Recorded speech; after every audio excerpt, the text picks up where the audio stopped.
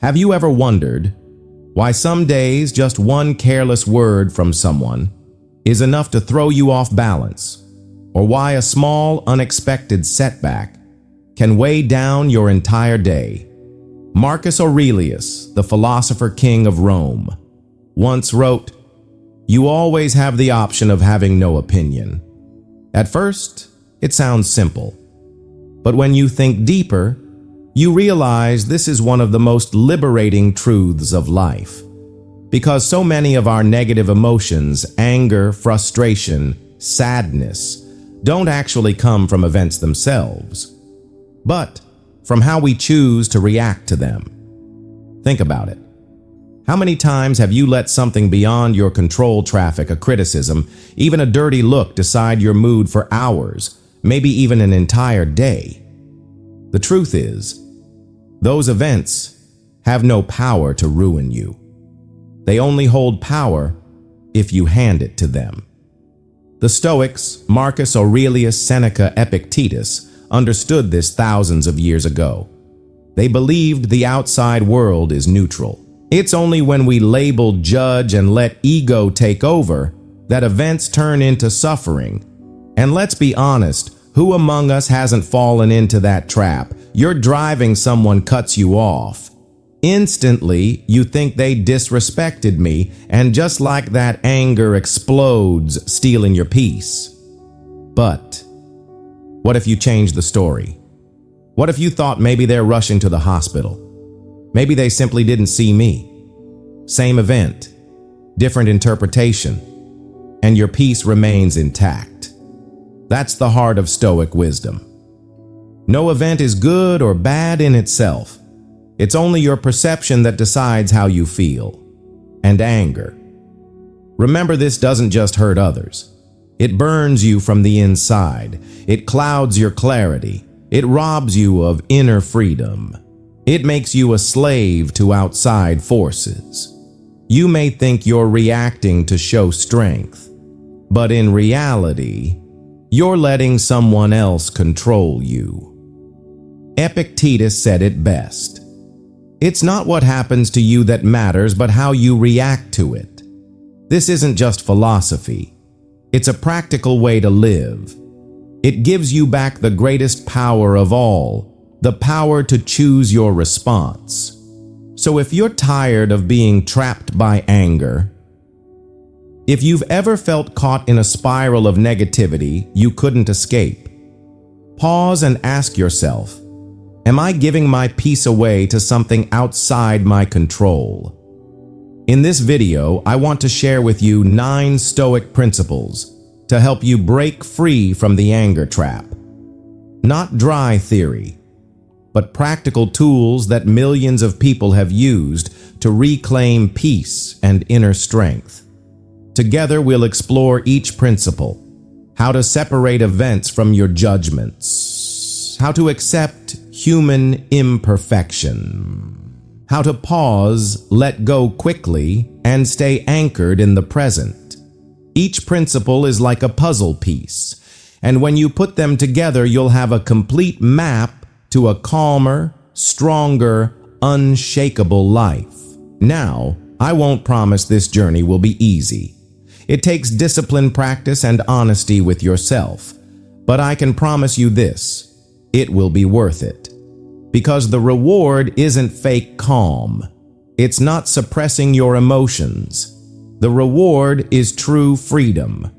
Freedom from being controlled by negativity. Freedom to live with strength, clarity, and peace.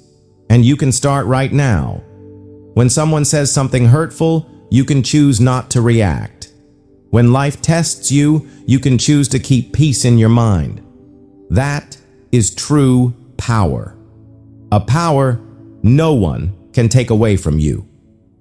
So let's begin this journey together. Let's dive into the 9 Stoic principles that can transform not just how you deal with anger, but how you live your life. And before we start, I want you to whisper this to yourself. My peace is stronger than any anger. If that resonates with you, write it in the comments. Because it's not just words. It's the first step to mastering your inner world. Principle 1. Accept that people are imperfect. Have you ever woken up and told yourself today will be great? Everything will go smoothly. Everyone will be kind. And then minutes later, an ungrateful coworker, a driver cutting you off, or a loved one's careless comment is enough to wreck your whole day. Marcus Aurelius, the Stoic emperor, knew this well. Each morning he reminded himself, "Today I will meet the selfish, the ungrateful, the arrogant, the deceitful, the jealous, and the rude." It sounds pessimistic. It isn't. It's mental preparation. If you step into the world expecting perfection, you'll be disappointed non-stop. But if you're ready for flaws, you won't be surprised, and more importantly, you'll keep your peace. Ask yourself, how many times have we been angry because our expectations of people were unrealistic? We assume coworkers will always be fair friends, always honest family, always understanding. Reality. Humans are messy. We all have selfish moments. We all flare up. We all get careless. Sometimes we hurt others. It's part of being human. So why are we shocked when it shows up? You don't get mad at a child for falling while learning to walk. You expect it. You're patient. But when an adult slips, we slap on labels, bad, awful, how dare you, and we rage. Stoicism offers a different lens. See ignorance and immaturity before you declare evil. That doesn't mean excusing bad behavior. It means not letting it poison your soul. Seneca wrote, "It is better to heal than to avenge." When someone acts poorly, striking back only drags you down to their level. Stay clear. See things as they are. They act that way because they don't yet know better or can't yet govern themselves. So how do we practice this daily, practically first morning prep? Before you step out the door, remind yourself, today, I will meet selfishness. Today, I will meet rudeness. When it arrives, you won't be shocked. And without shock, anger loses its grip. Second, see ignorance before malice. If someone insults you, remember Marcus. They are like this because they do not know the good. If a person lacks wisdom or maturity, clumsy behavior is predictable. Why waste your peace on what is predictable? Third, lower expectations. If you expect people to always be right and kind, you're living in a fantasy. Accept that everyone slips and disappointment stops weighing you down. Fourth, nurture compassion with boundaries. Compassion does not mean letting everything slide. It means refusing to let bad behavior infect your heart. Correct if you must. Set limits. Walk away if needed, but do it calmly, not explosively. Picture a crowded market. People bump into you, cut the line, talk too loud. Do you rage at each person? Or do you accept crowds are like this? Life is the same. If you expect it to be tidy and polite all the time, you'll punish yourself. If you accept the noise of humanity, you move lighter, less bitter with every small collision. This is real strength. Not the strength of shouting people into silence, not the strength of controlling others through fear. True strength is calm consistency, holding your center in chaos, refusing to be dragged by someone else's anger, choosing wisdom over impulse. Remember, the world will never run out of rude, selfish, or ungrateful people. But you still have a choice: either let them run your emotions or protect your own stillness. Marcus chose the second. Seneca chose the second. Today you can too. So say this with me right now: I expect imperfection and I choose peace. If that line resonates, write it down. Let it become your daily reminder. not to excuse the world, but to free your heart. Principle 2. Separate the event from the meaning you give it. Seneca once said, "We suffer more often in imagination than in reality." And he was right. Think about it. How many times have you been angry, sad, or disappointed? Not because of what actually happened, but because of the story you told yourself about it. Here's an example. You're driving. Suddenly another car cuts you off. Instantly your mind screams, "How dare they disrespect me? They could have caused an accident. People are so selfish." And just like that, anger explodes. But stop for a second. Are you angry because they cut you off, or because of the meaning you attach to it? What if you thought maybe they're rushing their child to the hospital? Or maybe they simply didn't see me? Same event, different story. And that story decides your entire mood for the day. This is one of the core truths of Stoicism. Events are neutral. It's our judgment that gives them meaning. Marcus Aurelius reminded himself, "If you are distressed by anything external, it is not the thing itself that disturbs you, but your judgment of it. And you can revoke that judgment at any moment." Picture life like a storm. Wind, rain, thunder. You can't control the storm, but you can choose how you stand in it. Some get blown over screaming and cursing. Others stand like a rooted tree, calm, unmoved, because they know the storm will pass. So how do we separate events from the meaning we give them? Here are 3 simple steps you can start today. Step 1. Pause before reacting. When something irritates you, force yourself to take 3 slow breaths. It sounds small, but those 3 seconds give you back control. Step 2. Reframe your perspective. Ask yourself, is this really about me? Or is it just life happening? The waiter is slow. A coworker forgets an email. Someone doesn't say hello in the hallway. That's not necessarily an insult. Often, it's just life. Step 3. Remind yourself that events are neutral. A comment is only sound waves. A dirty look is just a passing glance. It's only when you say, "They disrespected me," that you hand over your peace. And remember this: anger doesn't punish the other person. It punishes you. Every time you let anger take over, you lose your calm, your clarity, your joy. It's like putting your own hand into the fire. So here's a practice. Next time something makes you angry, ask yourself, am I upset because of what actually happened, or because of the meaning I gave it?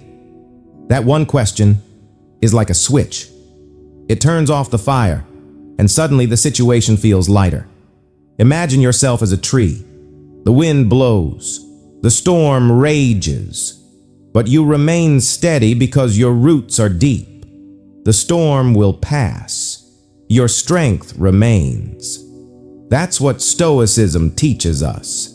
Events will come and go, but your true power lies in how you hold your mind. So from today, forward practice separating events from your judgments.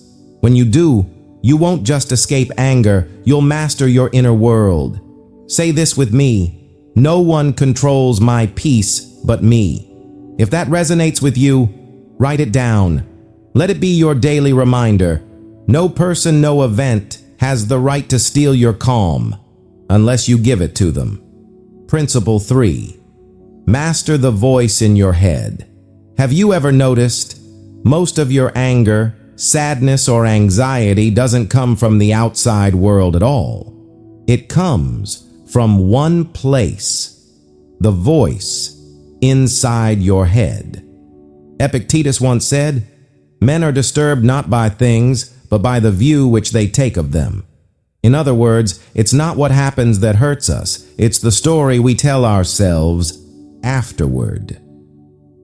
Think of this simple example. A stranger insults you in a language you don't understand. Do you get angry? Of course not.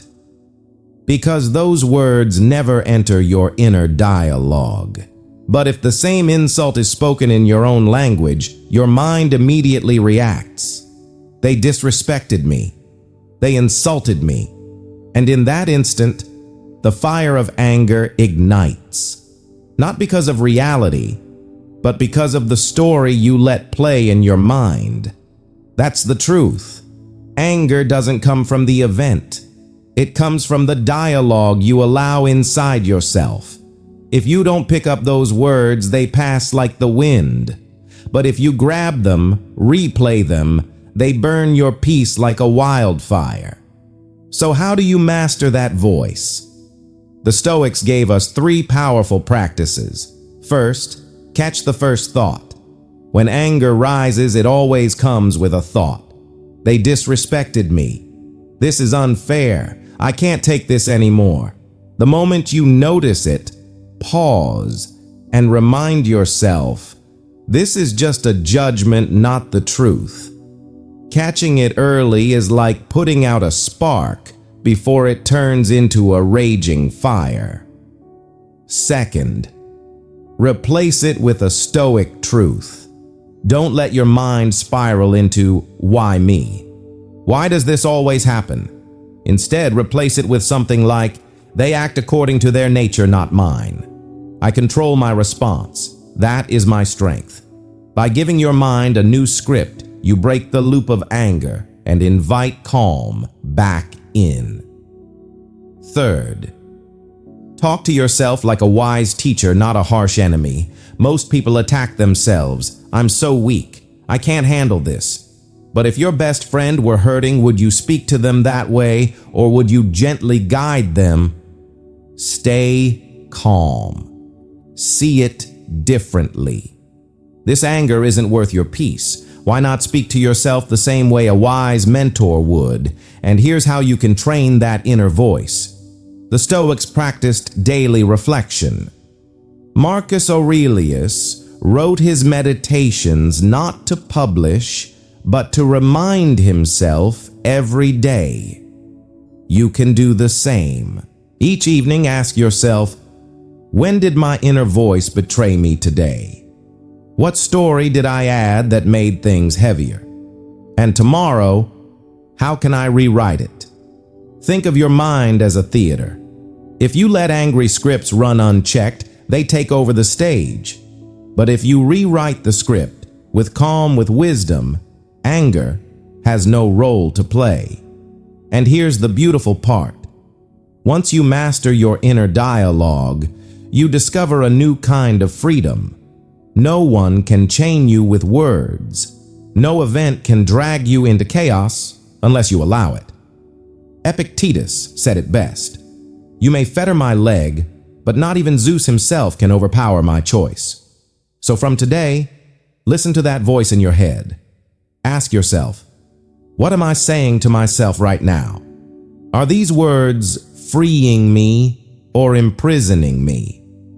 And if they're toxic, rewrite the script.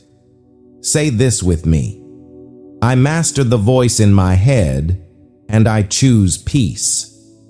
If that resonates with you, write it down. Let it become your shield for the stormy days ahead. Because here's the truth. No one can control your mind but you. And when you master your inner dialogue, you don't just master your mind, you master your life. Principle 4. Stay in the present. Have you ever noticed? Most of our suffering doesn't come from this moment. It comes from living too much in the past or too much in the future. Seneca once said, we suffer more in imagination than in reality. Think about it. How many times have you been angry over something that happened yesterday? A harsh word, a betrayal, and you kept replaying it in your mind over and over. Or how many times have you been stressed about what might happen tomorrow? That meeting, that unknown result, that fear of being hurt again. In both cases, you're not living here in this moment, and that's exactly what steals your peace. Marcus Aurelius reminded himself, confine yourself to the present.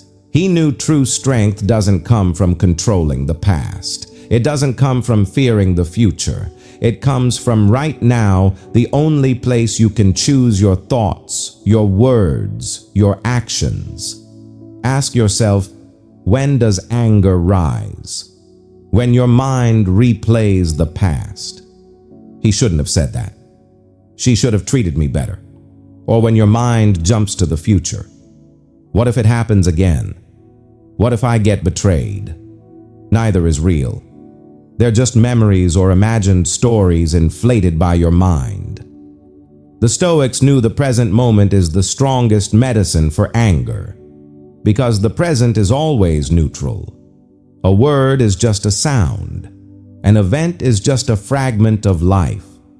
It only becomes suffering when you drag it from the past into now or project it into the future. So how do we practice staying present? Here are 5 simple steps. Step 1. Notice when your mind drifts. When you're angry, check yourself. Is your mind in yesterday or tomorrow? Just recognizing it is the first step back. Step 2. Anchor with your breath and senses. Take a slow, deep breath. Feel your feet on the ground. Notice your hands touching something real. Let your senses bring you home, because the present never insults you. It simply is. Step 3. Ask, what can I do right now? Instead of spiraling in thought, take action. Make a call, write your feelings down, or simply sit and breathe. Action is real. Worry is not. Step 4. Release the should-haves. How many times have you thought they should have treated me better? This should never have happened. But should doesn't exist. The world doesn't follow our wishes. It just unfolds. And when you let go of, should, your heart feels lighter. Step 5. Practice presence daily. Don't wait for anger to train this. When you drink coffee, just drink coffee. When you walk, just walk. When you talk to someone, just listen. That's mindfulness. It's what the Stoics practiced and what modern science now confirms. Epictetus said, "Don't demand that things happen as you wish. Wish them to happen as they do, and you will go on well." It's not about controlling the past or the future. It's about accepting the present as it is. Picture this. You're standing in a river. The water behind you, that's the past. It flows away, never to return. The water ahead, that's the future. You can't predict what it carries. But the water, right here, swirling at your feet, that's the present. That's where peace lives. And if you choose to stay here, you're free. So next time anger rises, ask yourself, am I suffering because of reality, or because of a memory or imagination? And when you return to the now, you'll see most anger is just a shadow, not the truth. Say this with me. I live in the present, and peace is my anchor. Write it down. Let it remind you every day, because this is the key that unlocks the door out of anger and into a life of calm strength, no matter how chaotic the world may be. Principle 5. Hit the pause button.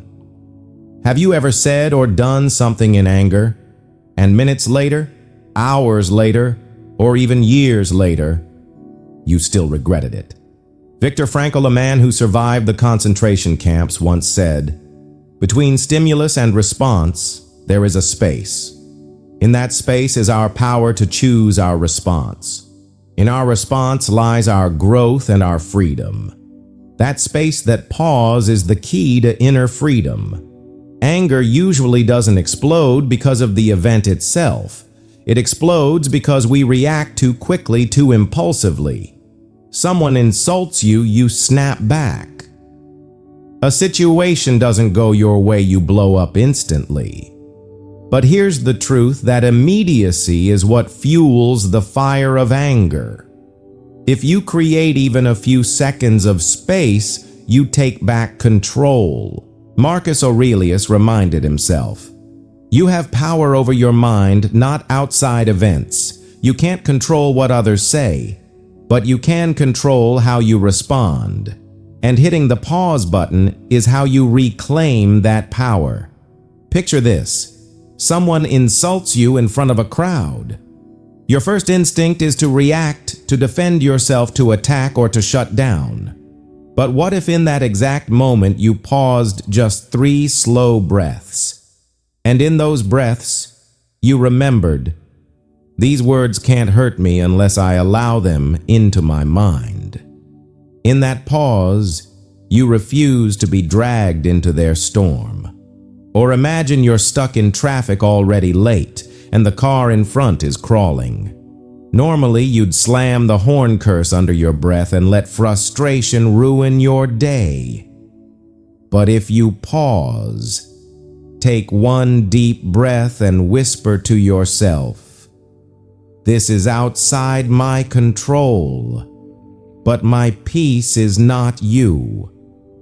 Free your mind instantly. So how do you train this habit of pausing? First, train your breath. Whenever anger rises, force yourself to inhale and exhale slowly 3 times. Your breath is nature's brake. It pulls you back to the present and stops the fire from spreading. Second, use short cues. Prepare a mantra for heated moments. Maybe this is just noise, or "no one else controls my peace." These phrases are like stop signs for your emotions. Third, delay your response. Don't reply to that message right away. Don't send that angry email. Give it an hour, even a day. You'll be shocked at how small the problem feels once time has cooled the fire. Fourth practice. Small pauses daily. When water spills. When someone talks too loud. When plans change suddenly. Don't react, pause. These little exercises are like strength training for your mind. So when big storms come, you're ready. Seneca said, "The best remedy for anger is delay, because anger is like fire. Feed it fuel and it rages. Starve it and it dies." Some people think pausing is weakness, but it's the opposite. Pausing isn't giving up. It isn't running away. Pausing is declaring, "I am not a slave to my impulses. I am the master of my mind." So ask yourself, how many arguments could you save if you simply paused? How many relationships could you protect? And how much peace could you keep for your own soul? From today, make it your habit to stop. When anger knocks, don't open the door. Breathe. Remind yourself. Give yourself space. In that space lives calm. In that space lives wisdom. In that space lives freedom. Say this with me: I don't react instantly. I choose to pause. I choose peace. Write it down. Carry it with you. Because once you master the pause, no anger, no insult, no storm can ever control you again. Principle 6. Don't take things personally. Have you ever lost sleep over a single careless comment? You replay it in your head again and again. Why did they say that to me? What did I do wrong?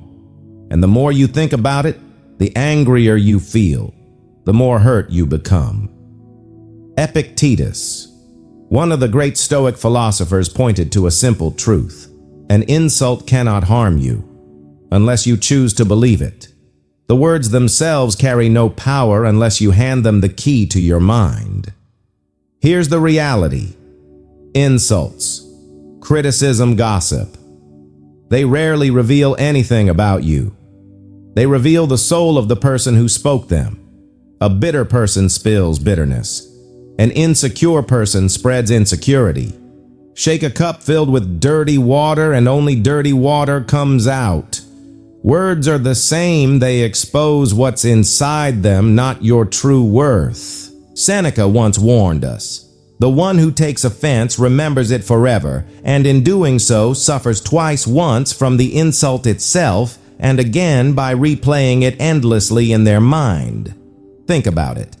The insult happened once, but you relived it 10, 20, 50 times.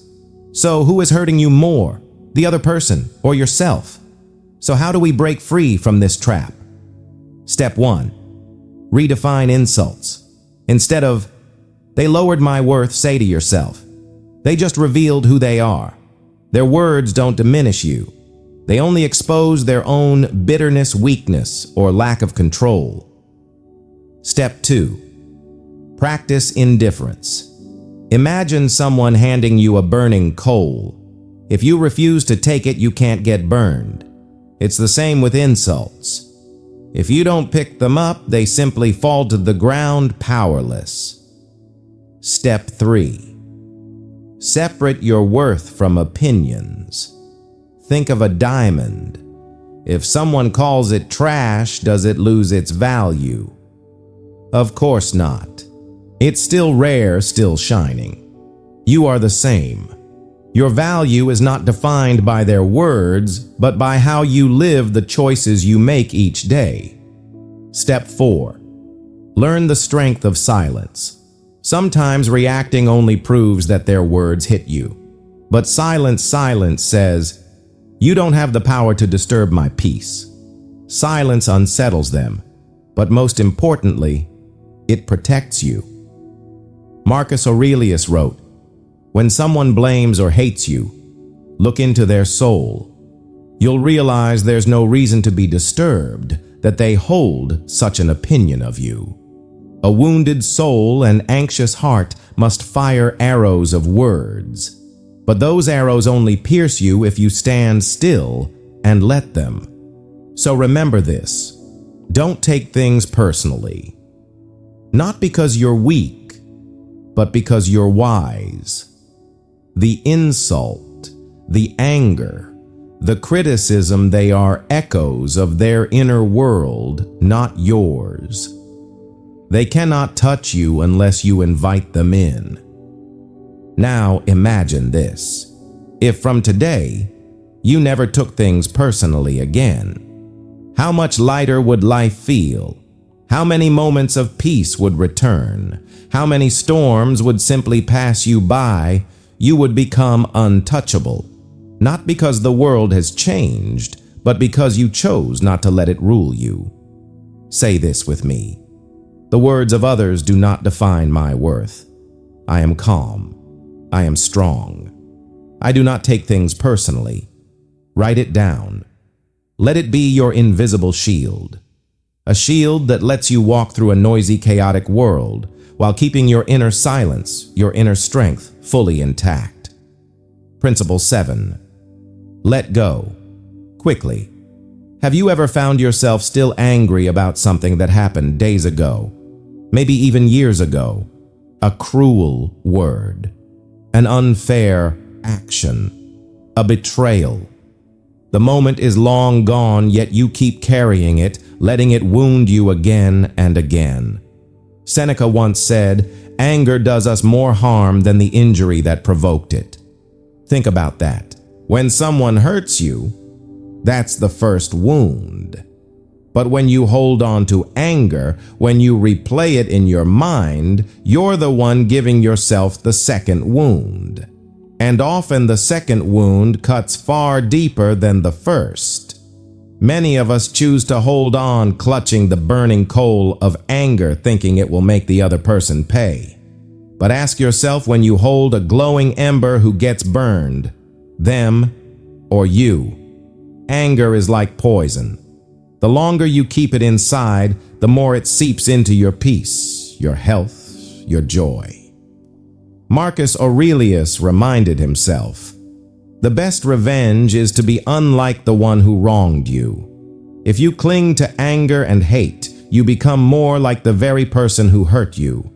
But if you release it, you rise above, proving your strength, your dignity, your freedom. So how do we let go quickly? The Stoics gave us practical steps. Step 1. Name the weight. Don't hide it. Don't pretend. Say it clearly. I am holding anger. I am carrying resentment. Only when you name it can you set it down. Step 2. Refuse the second wound. The event happened once. Why suffer it 100 times more? Each time the memory returns, remind yourself, enough. I will not be wounded again. Step 3. Turn energy into action. Anger is energy. If you bottle it up, it poisons you. But if you transform it through movement, through writing, through creating, it becomes strength. Step 4. Visualize release. Picture yourself holding a heavy stone. Your hand aches. Your arm trembles. Now imagine opening your palm and letting it fall. Instant relief. That is what letting go feels like. Remember this. Holding anger is like drinking poison and waiting for the other person to die. You're the one suffering while they may have already forgotten. Life is too short to waste in resentment. Marcus Aurelius said, "You could leave life right now. Let that determine what you do, what you say, what you think." If today were your last day, would you want to spend it replaying anger or living in peace? I know letting go isn't easy. We tell ourselves we're holding on for justice, but justice doesn't come from self-destruction. True justice comes from living well, living nobly, refusing to become the very thing you despise. So ask yourself, how many stones of anger are you holding right now? How heavy are they? And what would happen if you simply set them down? Say this with me: I let go quickly. I choose peace over anger. I will not let resentment imprison my life. Write it down. Make it your promise to yourself, because you deserve peace, you deserve freedom, and you deserve a life no longer ruled by anger. Principle 8. Turn obstacles into teachers. Have you ever felt like life just keeps testing you? One challenge after another, so much that you ask yourself, why me? Why does this keep happening to me? Marcus Aurelius, the Stoic emperor of Rome, once wrote a timeless line: "What stands in the way becomes the way." It sounds like a paradox, but it's one of the greatest secrets to living with peace and strength. The Stoics never saw obstacles as enemies. They saw them as opportunities to train. Seneca said, "Difficulties strengthen the mind as labor strengthens the body." If you want strong muscles, you must lift weights. If you want a strong mind, you must face difficulty. Without resistance, there is no strength. Now think about this. When do our tempers flare? When things don't go our way? When plans collapse? When someone betrays us? When life hands us the opposite of what we wanted? But what if instead of asking, "Why me?" you asked, "What skill is life training me in right now?" Suddenly everything changes. Imagine betrayal. Instead of drowning in anger, you could ask, "What is this teaching me about trust, about patience, about boundaries?" The lesson may hurt, but it makes you wiser and stronger. Or imagine losing an opportunity you gave your all to. Most people would sink into despair, blaming fate. But a Stoic sees it differently. This is training in acceptance. This is practice in resilience. Failure stops being the end. It becomes part of your training program, a workout for the soul. Marcus Aurelius lived this truth. As emperor, he faced war plague, betrayal, and the crushing weight of responsibility. Yet he didn't collapse. He turned each hardship into a mental gym. That's how he stayed calm, steady, and wise, leaving us lessons that still speak today. Think of it this way. You walk into a gym. Every heavy weight, every hard rep makes your muscles ache. But after each session, you grow stronger. Life works the same way. Every disappointment, every loss, every injustice, these are the weights of the mind. If you avoid them, you stay weak. If you lift them, you grow. So how do we turn obstacles into teachers? Step 1. Ask the right question. Not why me, but what is life training me in right now? Maybe patience, maybe calm, maybe compassion. Step 2. Treat failure as practice. Every time you fall short, see it as a workout for resilience. Step 3. Focus on the lesson, not the wound. Pain keeps you stuck. Lessons move you forward. Step 4. Remind yourself every challenge has value. Just as muscles need resistance, your mind needs obstacles to grow. Remember this. You can't control the fact that life throws obstacles at you, but you can control how you see them. If you see them as enemies, you'll live bitter.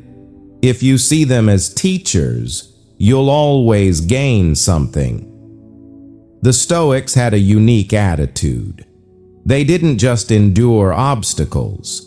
They thanked them, because they knew without obstacles, there is no growth. So next time you face a challenge, ask yourself, what lesson is hidden here? Is this a chance to become calmer, steadier, wiser? That one shift in perspective can turn pain into power. Say this with me. Every obstacle is my teacher. I do not fear difficulty. I learn from it. Write it down. Make it your new lens on life. Because once you do, no challenge can ever break you. You'll understand the truth Marcus Aurelius left us. What stands in the way becomes the way. Principle 9. Live by values, not emotions. Have you ever said or done something in anger only to wish you could take it back minutes later? A harsh word that hurt someone you love. A rash decision that haunted you for months, even years. That's what happens when we let fleeting emotions drive us instead of living by our core values. The Stoics believed this true peace and true freedom only come when we live by values, reason, and virtue, not by passing emotions. Because emotions come and go, but values remain. Emotions are like shifting winds. Values are the compass that always points north. When anger takes over, it's so easy to betray yourself. You say things you don't mean. You act in ways you regret. You step away from the very things you believe in: integrity, fairness, compassion, discipline.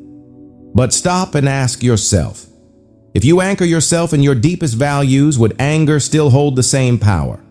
If your compass is set to calm, to fairness, to steadiness, then when anger rises, you have direction. You can ask, if calm is my value, how should I respond?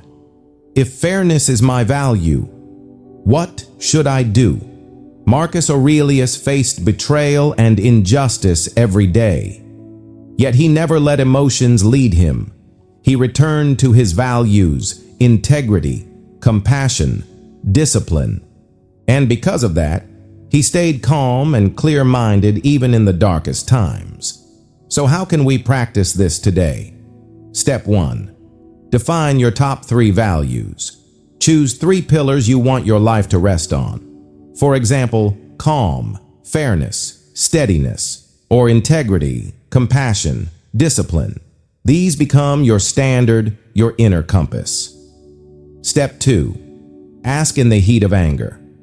If I were true to my values, what would I do? This one question pulls you back to reason. It turns blind reaction into conscious choice. Step 3. Keep a values journal. At night, reflect. Which of my actions today lived up to my values, which did not? Writing it down helps you close the gap between who you are and who you want to be. Seneca wrote, "Virtue is an invincible fortress. No enemy can overthrow it. When you stand on values, no insult, no injustice, no anger can knock you down. Because you're not reacting on instinct, you're acting from principle. Picture the world as a storm. People around you may explode in rage. They may act unjustly. They may try to wound you. But if you hold your compass, you will not be carried away. You will know where to walk no matter how fierce the storm. This doesn't just help you control anger. It helps you build a life you can be proud of. Because each day, you are moving closer to the person you truly want to become. So take a few minutes today. Write down your 3 most important values.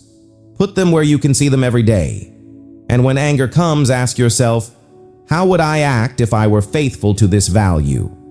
Say this with me, I live by values, not emotions. Anger does not control me. My values are my compass. Write it down. Let it anchor you. Because when you live by values, you don't just escape regret, you discover true freedom.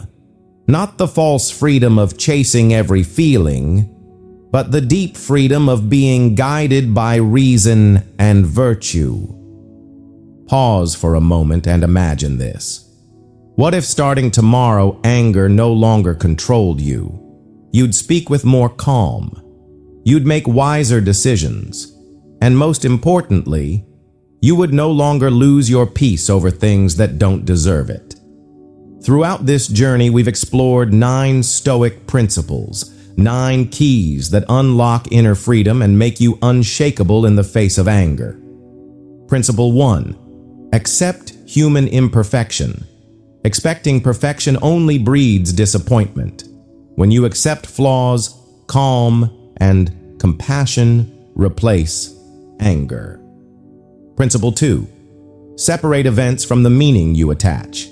Events are neutral. It's your story about them that creates pain. Learn to separate reality from judgment and you take back control. Principle 3. Master the voice in your head. Your mind can betray you if you let it replay negativity on repeat. But train your inner dialogue to be wise and steady, and you'll never be your own worst enemy. Principle 4. Stay in the present. The past is gone. The future hasn't arrived. Only the present is real. Anchor yourself in this moment and anger dissolves. Principle 5. Hit the pause button. Between stimulus and response lies freedom. Even a single breath, a single pause gives you back mastery over your actions. Principle 6. Don't take things personally. Insults reflect the other person's inner world, not your value. When you see this, you no longer carry the weight of bitterness. Principle 7. Let go quickly. Holding on to anger is like clutching burning coal. Release it, and you free your soul to breathe again. Principle 8. Turn obstacles into teachers. Hardship is not the enemy. It's the gym that trains your spirit. Every setback, every betrayal, every pain, each one is a lesson shaping you into someone wiser, steadier, stronger. Principle 9. Live by values, not emotions. This is the ultimate destination. When you root yourself in integrity, fairness, compassion, discipline, your values become the compass. No passing storm of emotion can sweep you away. Together, these 9 principles form an invisible shield. A shield that protects you from anger, from the chaos of others, and even from the traps of your own mind. The Stoics believed the world cannot harm you unless you allow it. Events are neutral. Anger, suffering, or peace all begin with the choice inside your mind. And remember this, anger is a thief. It steals your clarity. It robs your joy. It takes away your inner freedom. But when you practice Stoicism, you become untouchable. You no longer hand over the keys of your soul to anyone or anything. True freedom doesn't come from removing every hardship. True freedom comes from mastering your inner world. That is the greatest power any human being can achieve. So right now, say this with me, I am unshakable. I am calm. I am at peace. Write it down. Let it become your daily reminder. And watch how your life changes, not because the world out there changes, but because you change the way you see it, the way you respond to it. You are no longer a slave to anger. You are now the master of your peace. And that is the greatest victory anyone can ever win.